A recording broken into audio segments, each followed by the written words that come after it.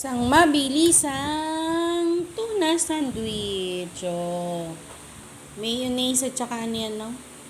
San Marino tuna, no? Corn tuna. Oh, di ba? Tapos may kape. Oh, sarap. Ulala.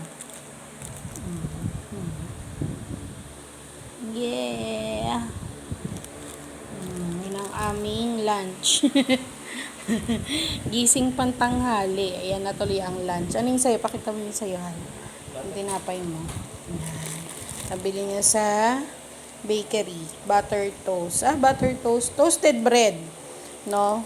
Pero yung kilala namin na gantong klase na masarap, minsan na botas, butter toast ang pangalan. No? Ayan. Tasty bread yan na tinoasted nila. Lagyan ng asukal.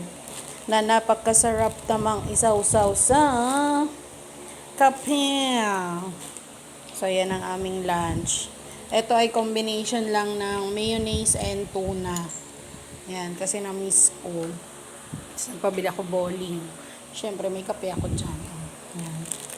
Mangan tayo. Wait.